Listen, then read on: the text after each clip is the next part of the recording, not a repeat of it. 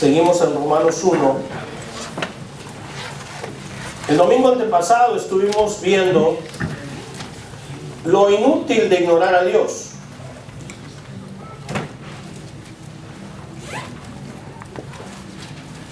Y hoy vamos a seguir con la segunda parte, lo inútil de ignorar a Dios. Les contaba del Volkswagen que ignoré el foco del aceite prenderse, ¿verdad? No fue solo un motor.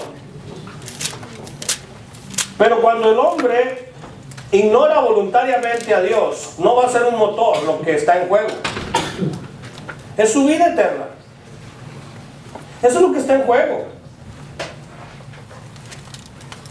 ¿Será importante tu vida? ¿Será importante la eternidad de una persona?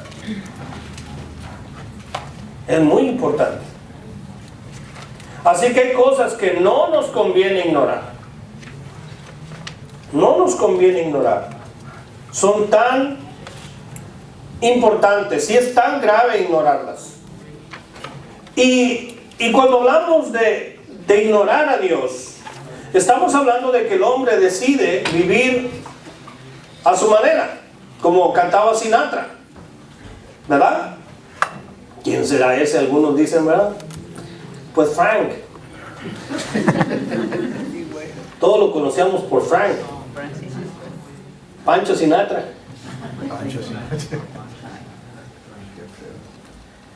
La gente canta a mi manera,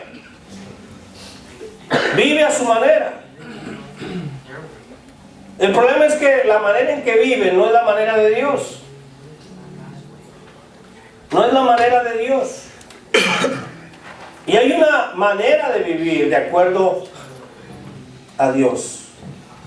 ¿Qué hay de malo si uno vive a la manera de uno, a su manera? Pues dice la Escritura que hay un problema con el hombre que Dios resuelve, que Dios ha tratado de resolver, que Dios hizo lo suficiente para resolver, a pesar de que la solución era muy delicada. Envió a su Hijo. Envió a su Hijo. Verso 18 del capítulo 1. Porque la ira de Dios se revela desde el cielo contra toda impiedad e injusticia de los hombres que detienen con injusticia la verdad. Porque lo que de Dios se conoce le es manifiesto, pues Dios se lo manifestó. Porque las cosas invisibles de Él, su eterno poder y deidad, se hacen claramente visibles desde la creación del mundo, siendo entendidas por medio de las cosas hechas, de modo que no tienen excusa. De modo que no tienen excusa. ¿Qué hace entonces el ser humano pecador? ¿Qué hace? ¿Cómo vive el ser humano pecador? Y fijémonos en la manera en que Pablo lo dice. Y habla en tiempo presente. Aquellos que les gusta el lenguaje, el nombre, lo hace en participio presente. Dice el versículo 18 al final, que detienen con injusticia la verdad. Eso es lo que hacen. Detienen con injusticia la verdad. Es presente.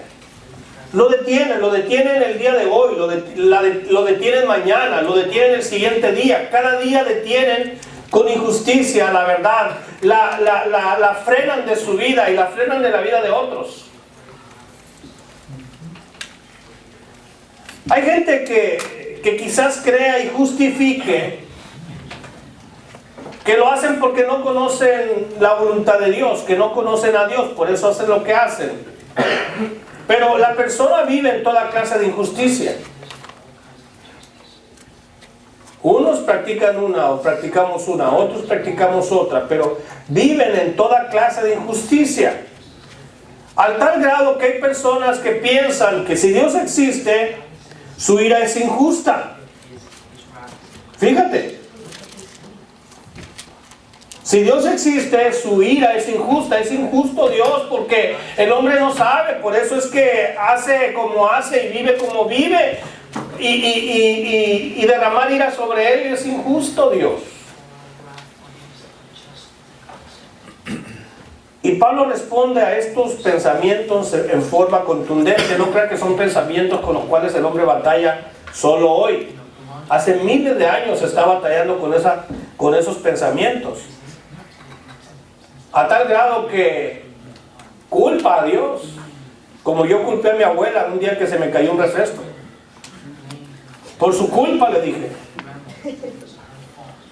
Yo iba caminando con un refresco en mi mano, en un tablón de 10 pulgadas por 1 3/4.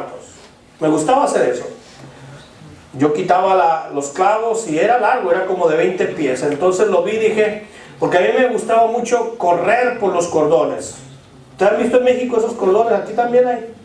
Pero solo es el cordón delgado. Me gustaba ir en bicicleta por el cordón. Correr en la bicicleta por un cordón de 20 centímetros. Y cuando me iba en bicicleta iba corriendo. Era mi juego extremo. Andar en bicicleta por esos cordones. Algunas veces me fui al suelo. Correr.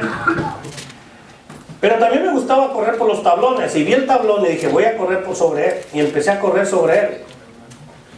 Y mi abuela no sabía que yo había ido a la tienda a comprar un refresco. Y de repente grita, ¡Manuel! Y cuando grita mi abuela, me caigo y estrello el refresco en el cemento, en el concreto. ¿Y qué cree que pasó? Se rompió. Yo estaba haciendo las cosas a mi manera. Y de repente volteo y le digo a mi abuela, por su culpa se me rompió la soda. ¡Por su culpa! Empecé a gritar. Mi abuela no había que decir, me dijo, ten, ve y compra otra. La verdad,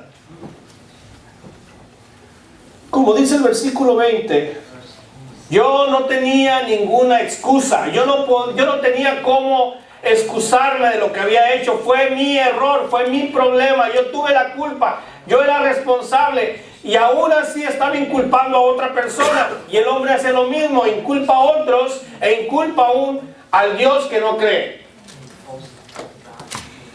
Lo culpa. Si hay un asesino en serie, ¿y Dios dónde estaba? Si hay huracanes, ¿y Dios? ¿Se hace mucho calor, y Dios? Si repruebas el examen, ¿y Dios dónde estaba?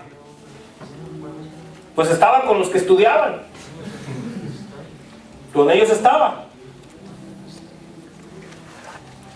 Pablo dice, de ninguna manera el hombre tiene excusa, porque Dios no ha ocultado la verdad. Dios ha expuesto la verdad. Desde un principio nos ha dicho la verdad con respecto a todo. Al primer hombre le dijo la verdad, le dijo, mira, Adán, ahí hay un árbol.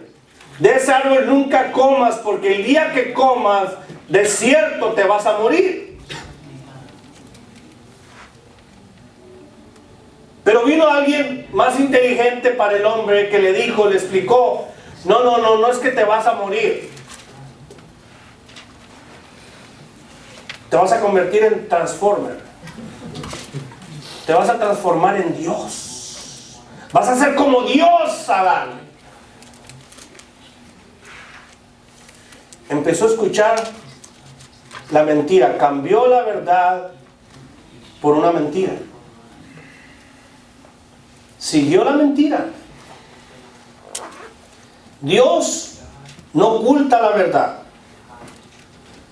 Dice Romanos que el hombre por decisión propia decidió ignorarla.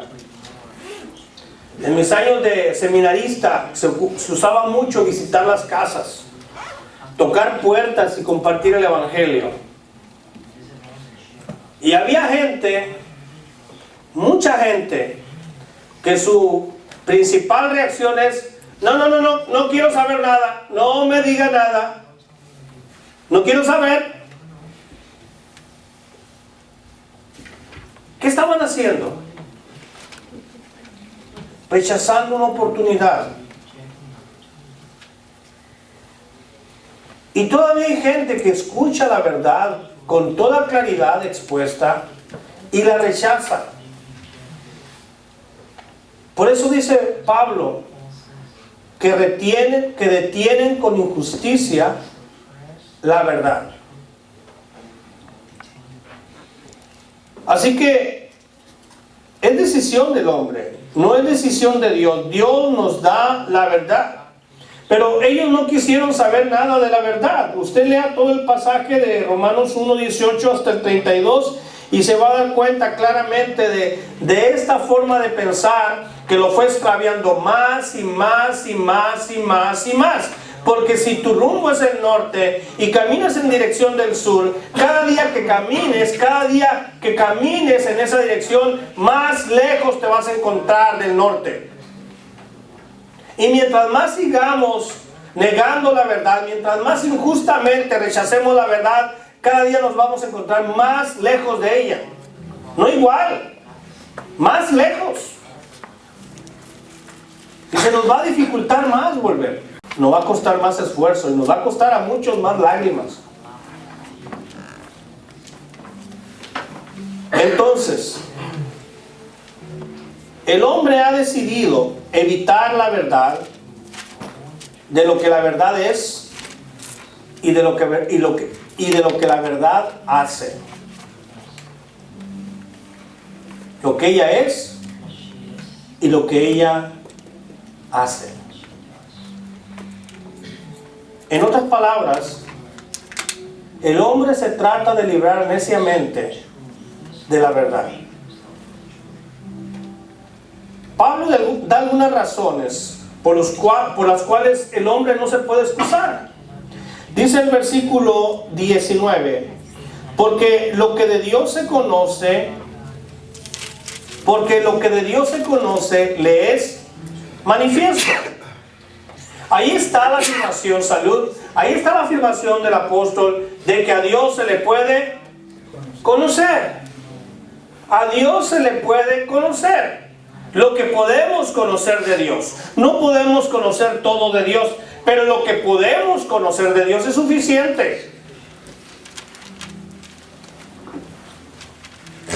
Lo que podemos conocer de Dios es porque Dios nos los ha revelado. Dios no ha ocultado la verdad, la expone para que la entendamos y para que podamos tener un punto de decisión en ella. Ahí está la afirmación de que se puede conocer a Dios. Dice, lo que de Dios se conoce, verso 19, les es manifiesto. Les es manifiesto. Lo que podemos conocer los seres humanos de Dios, Dios no lo oculta. Lo manifiesta, lo expresa, lo revela, lo abre a los ojos, al corazón y a la mente del hombre. El hombre lo puede conocer porque se le ha manifestado, no porque él salió con la tarea de conocer a Dios, aunque Dios se trate de ocultar. No es porque Dios dijo el hombre dijo yo voy a conocer a Dios, aunque Dios no quiera, yo lo voy a hallar, yo lo voy a encontrar. Como esas películas que vemos de acción. No le va a alcanzar el mundo para esconderse. Yo lo voy a hallar. No. Porque lo que de Dios se conoce les es manifiesto, pues Dios. ¿Quién? Dios mismo se lo manifestó. Dios mismo se reveló. Dios mismo dijo, aquí estoy. Aquí estoy. Esta es la verdad, esta es mi palabra. Si sigues esta línea, vivirás. Si sigues esta otra, morirás. Esa es la verdad. Y Dios la ha manifestado a los seres humanos. Se puede traducir esta palabra de Dios se lo manifestó, o le es visible o está manifestado entre ellos. En otras palabras, se reveló como cuando se corre una cortina y vemos lo que está ahí. Es como cuando se enciende una luz y podemos ver lo que está ahí dentro. No lo veíamos, pero en cuanto la luz se enciende, lo vemos. Yo recuerdo que tenía un Mustang 1970, yo no sé por qué lo vendí. Tuvieron un clásico. Pero se le había quemado el foco de adentro, y cuando abrí la puerta, ustedes saben, se abre la puerta, se me enciende el foco. Y en una noche tan oscura, en mi pueblo, sin alumbrado público, no había luna, era una oscuridad. Abro la puerta y no se prende el foco. Me subo al auto y me golpeo, porque caigo en el asiento de atrás. ¿Y cómo es que caí en el asiento de atrás? Bueno, el respaldo del asiento de enfrente estaba hacia abajo. Entonces cuando yo me meto, ¡pum!, caigo adentro de atrás. No veía nada. No veía nada. Ahí me solté riendo solo. Pero esto es serio. No es para reírnos el asunto de que el hombre ha decidido no conocer a Dios.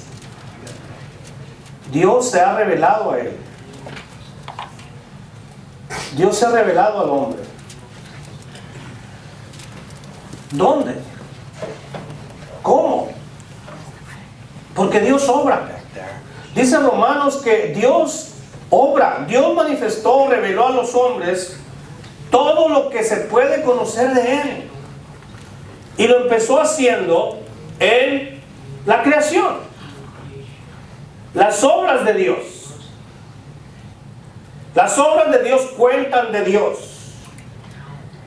Los cielos cuentan las obras de Dios.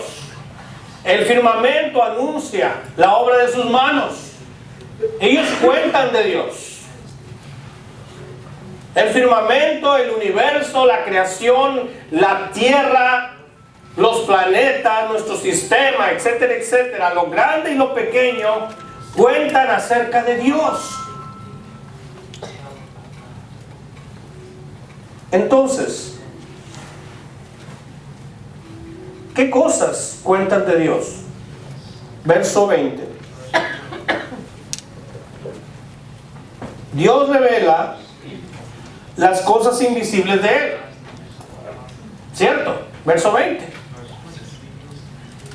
Porque las cosas invisibles de Él. Hay dos cosas que menciona Pablo acerca de las cosas invisibles de Él: su naturaleza y sus atributos. Su naturaleza y sus atributos son las cosas invisibles de Dios, que Dios revela a través de las cosas creadas. Dice la Escritura que habla la creación misma del eterno poder de Él, del eterno poder del Creador, y habla también de la deidad del Creador. Y dice que estas cosas se hacen evidentes desde cuando, dice el versículo 20, desde la creación del mundo. Se hacen claramente visibles desde la creación del mundo. Y usted se levanta cada mañana y si está en un lugar expuesto a la naturaleza,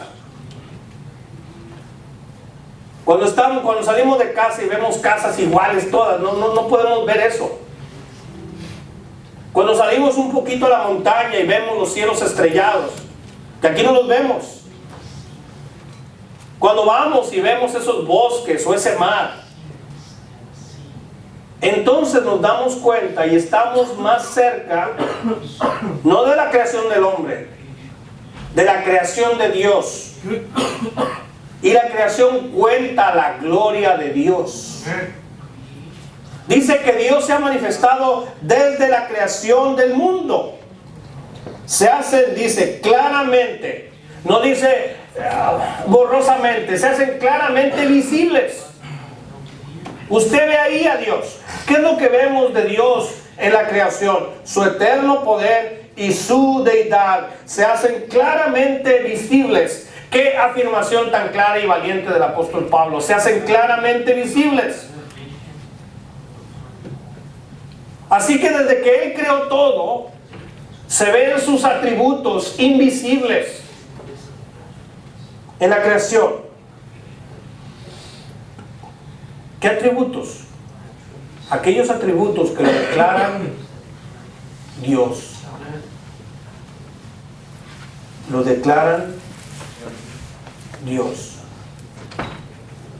Declaran que todo es creación del poder de Dios. De Dios, no de dioses. De Dios. Y Pablo dice, y estos atributos del eterno poder de Dios se hacen claramente visibles. Claramente visibles. ¿Quiénes y cómo se perciben estas cosas o estos atributos de Dios con claridad? Dice el apóstol, siendo entendido por medio de las cosas hechas. ¿Y quiénes entienden estas cosas? Los hombres, los seres humanos, los seres racionales, los seres inteligentes, los seres que una vez fueron creados a imagen y semejanza de Dios. Ellos son los que entienden. Aquellos que podemos reflexionar y comprender racionalmente, podemos entender los atributos invisibles de Dios, porque somos seres inteligentes, somos seres capaces, que los podemos ir extraviando, y ese es el problema.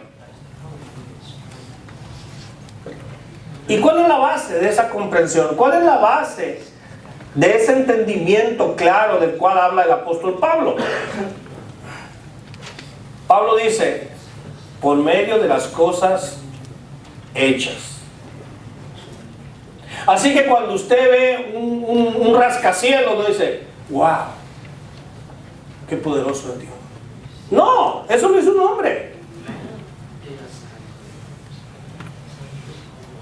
Y cuando usted ve esas toneladas levantando vuelo, esos enormes aviones, no dice, wow, bueno, qué inteligencia le dio Dios al hombre. Pero Dios no hizo el avión. Pero cuando usted ve al pájaro carpintero, que fue diseñado su cerebro de tal manera que aunque golpea y golpea y golpea con gran poder y alta velocidad una tabla, un fuerte tronco vivo, y lo golpea y lo perfora y lo perfora y lo perfora, y no cae muerto el ave, porque Dios diseñó ese cerebro flexible de tal manera que puede golpearlo y puede perforar y no sucede nada. No se mueren por derrame cerebral o cosas por el estilo. ¿Y quién hizo ese cerebro? ¿Quién hizo esa cabeza tan especial del pájaro carpintero? Fue Dios. Dios lo diseñó. Dios.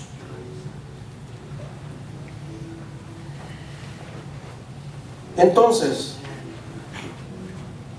las cosas hechas, o en el griego, poema.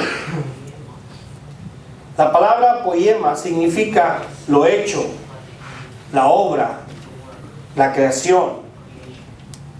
Y el sustantivo está en plural. ¿Qué significa esto? Significa que son las obras, los poemas, o las ficciones, o los actos. Así se usa esta palabra. Es decir, no es una sola cosa hecha, sino todas las cosas hechas. Todas las cosas hechas nos hablan de Dios.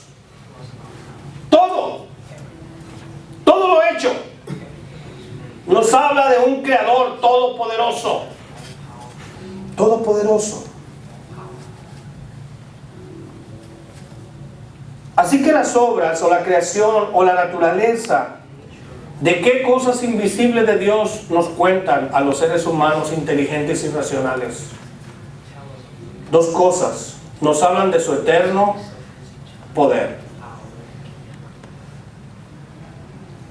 El Dios en quien usted confía, el Dios a quien usted sirve o va a servir, es el Dios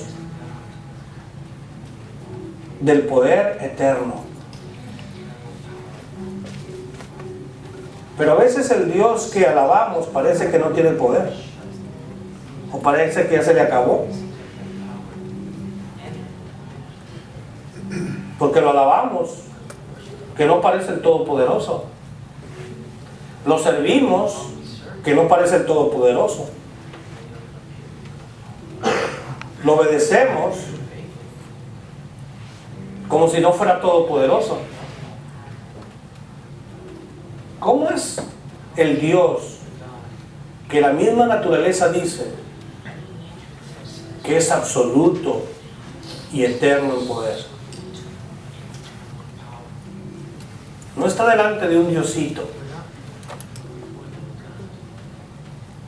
Está delante del Dios cuyo poder es total y eterno. Y tenemos que verlo y tratarlo de esa manera. Así que las cosas hechas hablan de su eterno poder. En la creación se ve el poder eterno de Dios. Y así como el hombre cada día crece y crece más para explorar el espacio. No conoce la tierra, pero anda buscando el espacio.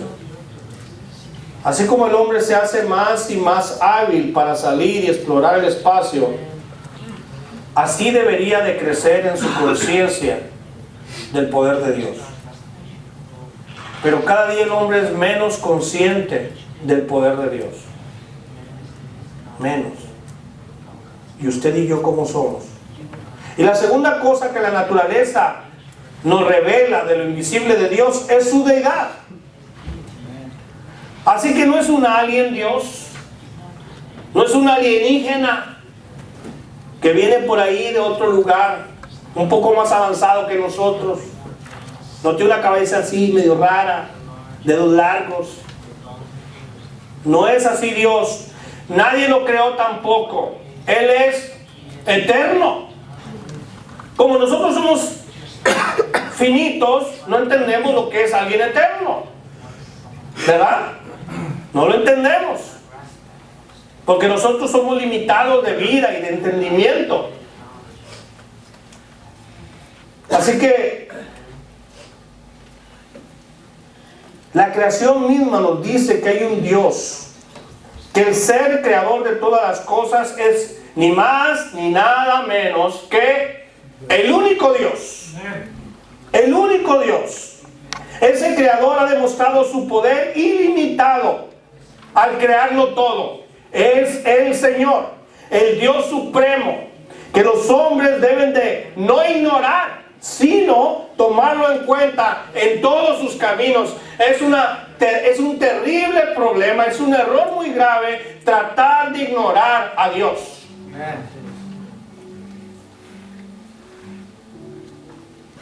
Tan grave es que al hombre lo va a llevar a la muerte eterna, a la separación eterna. Es grave ignorar a Dios. Si usted me ignora a mí, no pasa nada. Si ignora ya a su vecino, no pasa nada. Pero si ignora a Dios, sí pasa. Sí pasa. Si a su papá no le hace caso, si a su madre no le hace caso, puede pasar muy poquito. Pero si usted ignora a Dios, tiene problemas graves. Porque recuerdan hace 2 semanas, Dios revela activamente su justicia o su gracia. ¿Usted qué quiere? ¿Su justicia o su gracia? Porque algunos reclamamos mucho la justicia de Dios, ¿verdad? Y cuando le reclamamos mucho, ay Dios, ¿por qué hay tanta injusticia? Al primero que va a juzgar es a quién. A uno, ¿verdad? Al primero es al que apunta. Es el primero. Dice la Escritura, es necesario que el juicio empiece por la casa de Dios.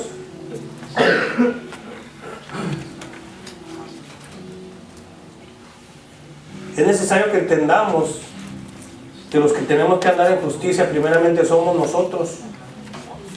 Y no podemos ignorar a Dios. No podemos ignorar a la única y total y absoluta deidad. Cuando observamos las obras del Creador, Cuando vemos los cielos de Dios, la tierra de Dios, la creación de Dios, lo que estamos viendo es delante de nosotros, es que Dios se pone delante de nuestros ojos, se pone frente a nosotros y dice: yo he creado todas las cosas. Todo lo que existe, existe por mí. Yo lo hice y lo sustento. Existe y está ahí de pie porque yo me encargo de ello.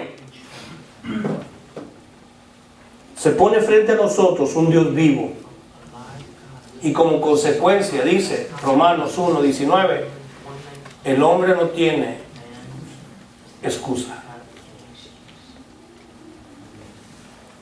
El hombre no tiene excusa. Y si nosotros conocemos a Dios, ¿qué tiene que ver ahora con nosotros? Déjame decirte que tiene mucho que ver. Porque en el pasado, cuando nosotros ignorábamos a Dios, cuando vivimos ignorando a Dios, no teníamos justificación. No teníamos ninguna justificación. Y estábamos perdidos igual que los demás. No teníamos ninguna justificación. Si el Evangelio no hubiera llegado a nosotros, estuviéramos perdidos, en la misma condición. Y cuando vemos a la gente que está allá afuera, y no quiero que pensemos en la gente que ni conocemos, ni conoceremos jamás, pero esa gente con la que tú convives prácticamente a diario, esa gente que tú dices que es la gente que más amas, que darías tu vida por ellos, toda esa gente que anda sin Dios, como nosotros estábamos, ellos están. Y ninguno de ellos tiene excusa. Ninguno tiene excusa para ocultar de su vida injustamente la verdad y haber dejado de darle gloria a Él. No tienen excusa. Y si no tienen excusa, y usted lo sabe, y ellos no, necesitan que alguien les diga, como a nosotros alguien nos dijo, que no había manera de excusarlos. Los ve ahí que parece ser que están tan felices y algunos tan exitosos, y de alguna manera mentalmente estamos diciendo o pensando, pues les va bien, parece que tienen excusa, parece que no tienen problemas, parece que están bastante cómodos. Pero ¿sabe cómo están? Están perdidos y no tienen excusa. Y no es porque yo quiera, ni porque ellos quieran. Han decidido negar a Dios. Y lo primero que Satanás hace es quitar nuestro corazón y nuestra mente de Dios. No es ponerla en Él, no, es quitarla de Dios. Que vivamos como agentes libres, como mentes libres, con una moral libre, y ya después Él se va a presentar como nuestra opción. La nueva opción.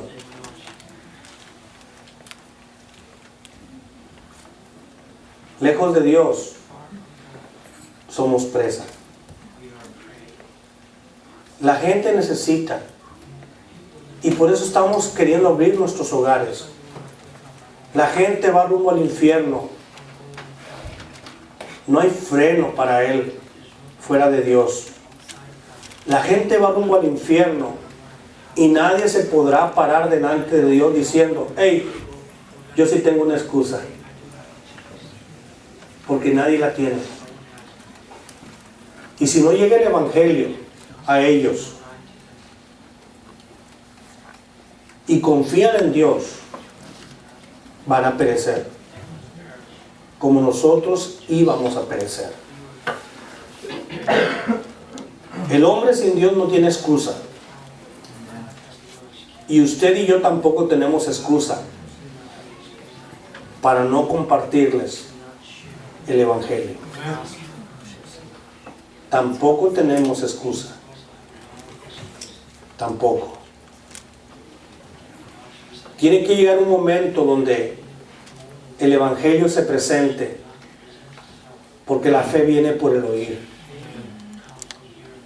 La gente tiene que oír de Dios.